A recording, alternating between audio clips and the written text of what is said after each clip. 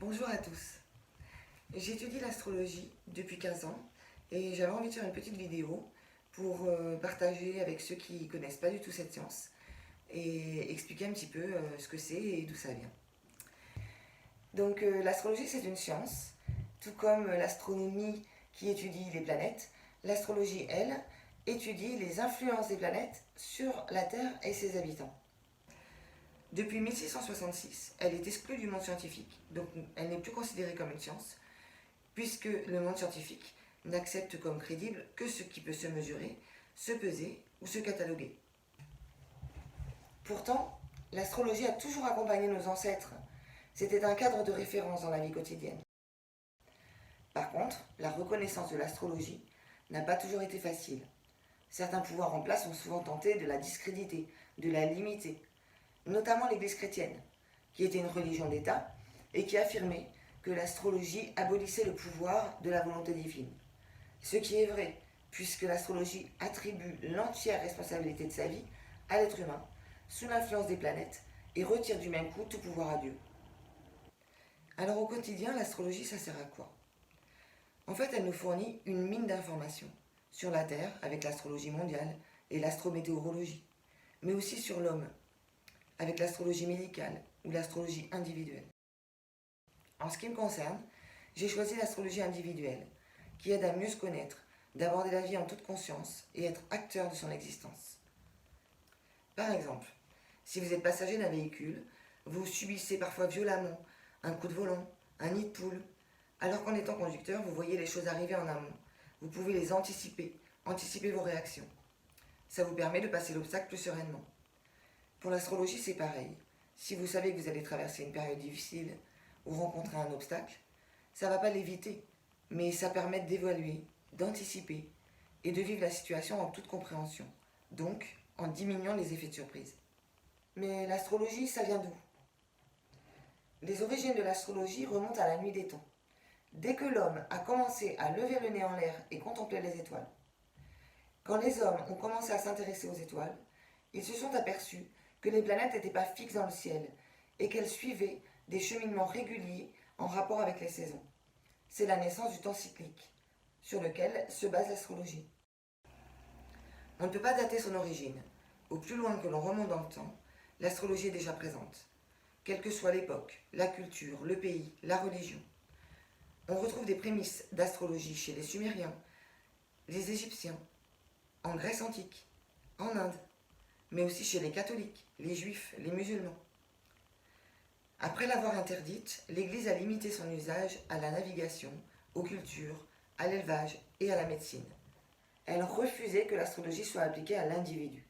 Cette science était alors réservée à une élite, tout comme l'écriture, la philosophie ou le savoir en général. Donc l'astrologie a continué d'être utilisée et développée par les évêques, les rois et les notables, mais aussi en secret par ceux qui en avaient l'accès interdit. Au XIIIe siècle, l'astrologie est pratiquée à l'Université de Paris et à la Cour des rois. De 1450 à 1650, c'est l'âge d'or pour cette science. Elle ne rencontre pas d'obstacles majeurs. L'Église chrétienne est focalisée sur le protestantisme naissant et l'imprimerie accélère la diffusion des informations. Hors de l'Europe, l'astrologie a continué à se développer, surtout en Grèce, où elle va bénéficier de tous les apports babyloniens et égyptiens. La Grèce antique va faire progresser l'astrologie avec l'apport des mathématiciens, des philosophes comme Pythagore, Archimède, Aristote, Hippocrate ou encore Platon, pour qui toute la nature est pensée et intelligence. Jusqu'en 1940, l'astrologie continue son chemin en France, aidée par des chercheurs qui ont de nouvelles sources d'informations, avec les fouilles, la traduction des papyrus et les tablettes d'argile. Et en 1936, par l'horoscope de presse, qui vient d'Amérique et qui connaît un grand succès. À partir de cette époque, il existe donc deux astrologies en vogue, celle dite scientifique ou savante, et celle populaire, des prédictions et des tendances répandues dans la presse quotidienne. L'astrologie populaire connaît alors une expansion de grande ampleur et apparaît dans tous les magazines.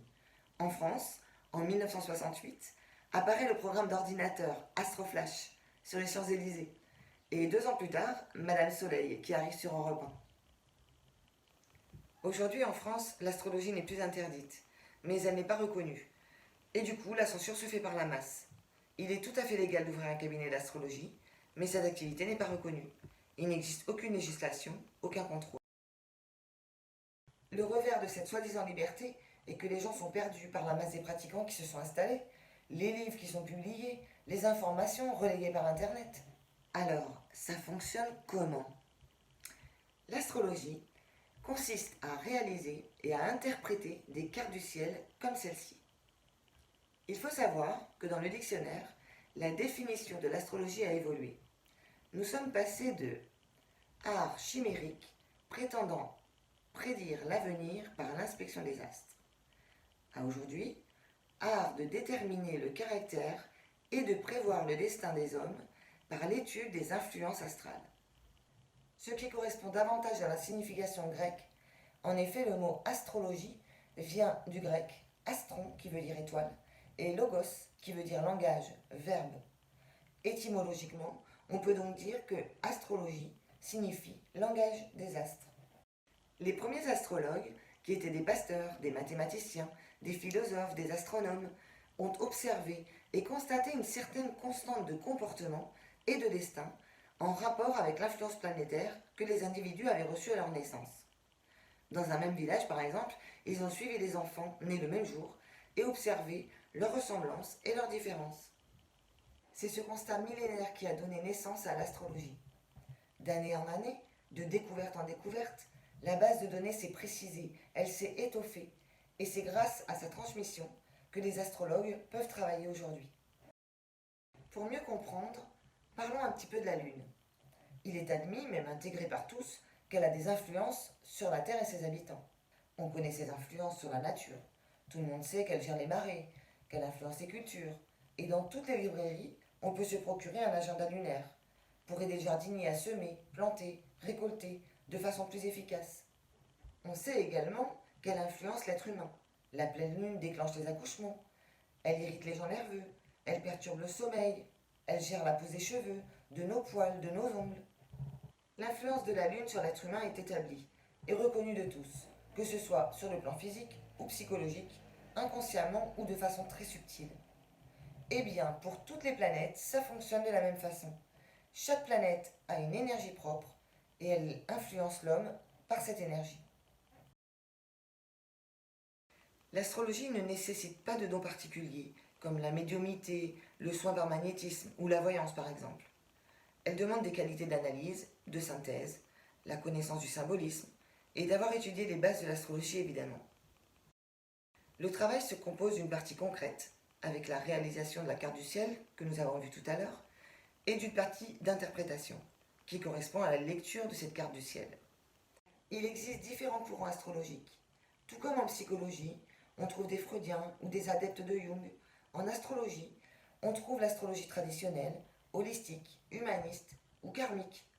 Ces courants diffèrent notamment par la philosophie de vie qu'ils proposent et par la prise en compte de certains éléments ou non dans la carte du ciel.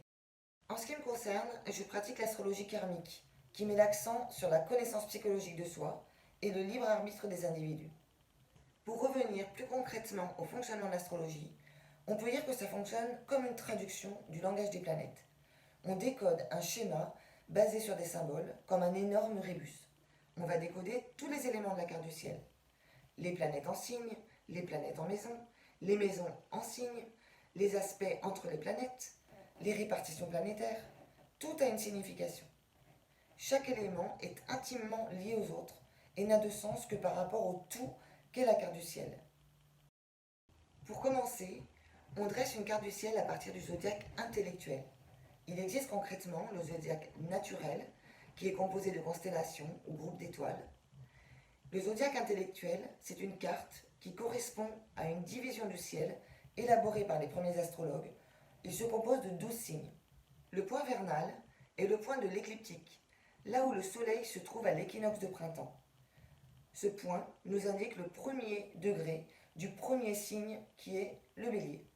Ensuite, tous les signes sont placés à 30 degrés.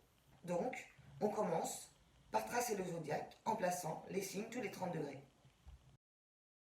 Ensuite, on va tracer les maisons, qui sont des divisions du ciel relatives à l'heure et au lieu, traduits en degrés de latitude. Pour connaître ces latitudes, on utilise une table des maisons que l'on trouve en vente dans toutes les librairies. Elles indiquent les positions des maisons en signe à des intervalles de temps de toutes les 4 minutes. Ensuite, on place les planètes. Pour ça, on utilise des éphémérides. On relève la position de chaque planète que l'on reporte sur notre carte du ciel en précisant les degrés. Enfin, on va tracer les aspects entre les planètes, c'est-à-dire les influences des planètes entre elles. Par exemple, deux planètes très très proches forment ce qu'on appelle une conjonction. Comme vous avez peut-être pu le constater, ce travail de montage de cartes est très laborieux. Il suffit de se tromper d'une ligne sur une éphéméride et de reporter une mauvaise position pour que toute la carte soit faussée. Heureusement, avec l'arrivée d'informatique, nous avons à notre disposition maintenant des logiciels, certains sont gratuits, qui sont très très précis et qui peuvent créer la carte du ciel de façon instantanée.